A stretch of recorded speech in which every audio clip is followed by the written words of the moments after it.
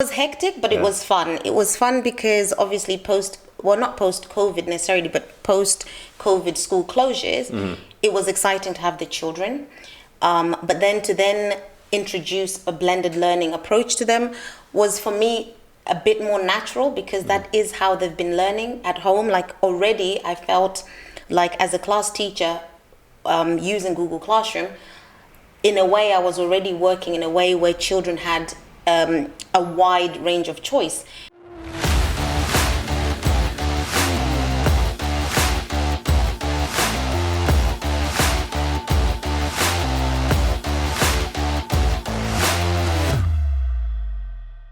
Hello everybody and welcome to another episode of Talks on Ed, where we will today be exploring a blended learning approach in Key Stage 2.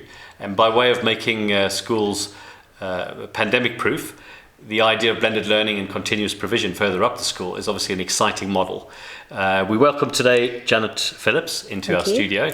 Janet is a Key Stage 2 teacher in Year 6 in fact, and she's recently just put into place a blended learning approach in her classroom. It's still very new, so we're still exploring some of the pitfalls and the challenges, but we'll explore some of those today. So welcome Janet, welcome to our studio. Thank you. And today, hopefully, you'll be able to paint a very good picture of blended learning in practice in Upper Key Stage 2. So to start with, I wonder if you could take us through a description of the planning that you go through when you're preparing a week of blended learning in your class, compared to what it would have been like in a more traditional model of teaching. Okay. So from my experience, I've always been one to plan. I always think in terms of what I want the children to achieve. So I always plan or think forwards, but I plan backwards. So that's really still the same. However, the one thing that has changed is my thought process into so I think about the key skills I want the children to come away with. I look at Bloom's taxonomy and I think, do I want them to create something? Do I want them to evaluate it? And then from that, because some of those skills are more higher level, I decide what will necessitate or what will require my input as a teacher to teach them directly. But then there's other elements, or there's, lower level Bloom's objectives that I might just want them to recall something. I might want them to read and respond to a text, for example, something that they can do on their own. So in that sense, how I plan has completely changed, because I'm always thinking, what can the children self-teach? What can I teach? What can they learn using technology? What can I offer, or what can I put up online so that they can also, watch a video at home? So, how can I do some flipped learning where they pre-watch an element of something that they will learn in class, but then they already engage with it at home in advance, and then I then consolidate whatever they've already watched at home. So in a way, my planning has changed. It's the same in some ways, but it's changed a lot in terms of the delivery of how the lessons are done. I'm not just standing at the front and teaching them. I'm not the only source of information in the classroom. So my IT hub is a source of information. Specialist teachers are people I'm now going to talk with or talk to a lot, so that we can work together in achieving an element of learning or a unit that I would like to achieve with the children. Brilliant. And I mean, it sounds intriguing. I think it would take a lot of time to explore, I think, as a professional. Yes. Tell me about the time that it takes to plan. Is it a lot more time consuming? Is it a lot more detailed? Give us a bit of an illustration about that. Time-wise, yes, it's a lot of time. A lot more time than the traditional input, because it's involving working with or talking to several other members of staff so that we are all on the same page.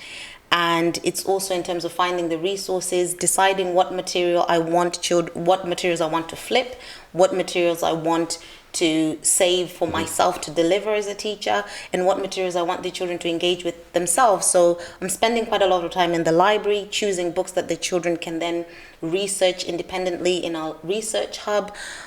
Spending quite a bit of time looking at videos online that can support my teaching so that I can post them for flip learning. But then it's just also working with my partner teachers, seeing what's working, what's not working, what we can improve. So there is quite a lot of time that's being involved in making sure it's successful. So hopefully that time will come down with practice, and I'm sure it will, like everything. Yeah. So you've given us an idea about the planning that goes into this, which sounds intriguing, like I say. I'm going to ask you to take yourself back a couple of weeks, and you've gone through this week of planning your first week of blended learning.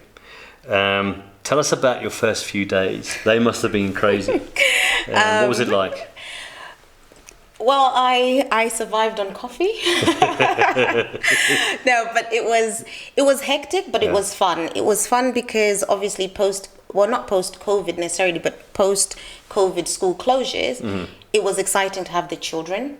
But then introduce a blended learning approach to them was for me a bit more natural, because that is how they've been learning at home. Like already I felt like as a class teacher, using Google Classroom, in a way I was already working in a way where children had a wide range of choice. I wasn't posting material and expecting children to only submit maths tasks and only submit English tasks at a certain time.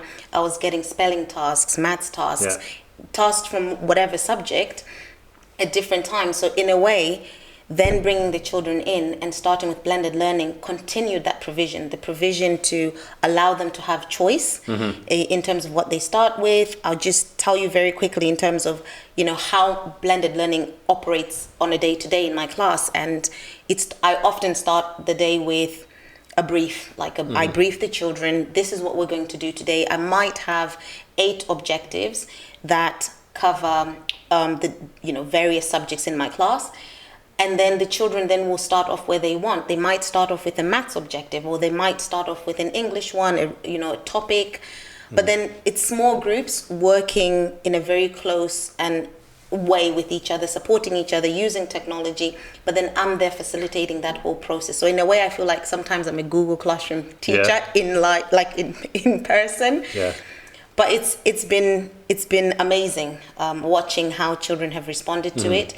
And there's a constant buzz. There's a constant buzz of learning. The children are always they drift from one zone to the other in a very seamless fashion. It's almost like, they're more naturals than. Well, that is a good point. And I think one of the ideas about blended learning is that it's more in tune, really, with how a person thinks. Not just a child, but how a person thinks.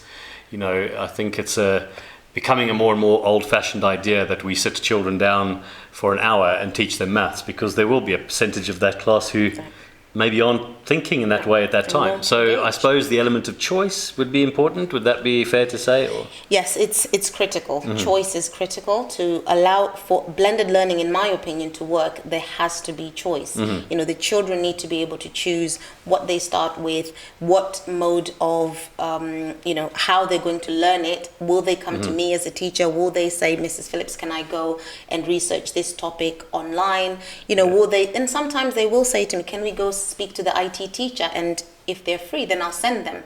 And I think it's like opening up go-to people or things in terms of technology. Oh, fantastic. So do you think that a blended learning approach will be successful in making the school a more pandemic-proof environment for learning? I definitely think it has definitely allowed us to teach the children in as safe an environment as possible, because blended learning itself works with teachers teaching smaller groups, and that then allows children to socially distance effectively. And we've then created outdoor learning spaces. We've created especially for Year 6, we've got the different learning zones. So that in itself is allowing us to teach children in a safe in safe bubbles. Within the class. Fantastic. So it's looking successful. Yes, it is. Okay. Just, to kind of tie things up, we always, as reflective practitioners, I suppose it's always important that we evaluate our practice as we go on, and that we look at how effective it is being for learning in our organisation. So the future of blended learning, How do you see that at your school, but also in general, as a sort of a way that schools might adopt a new model of education? I think as a concept, I think it's one that will, increasingly grow in popularity, and a lot of schools, or at least, educationalists will start to adopt it, because I think if there's anything the pandemic has taught us is that there's a big place for technology in classroom, and there's a big place for flipping some of the learning that we provide.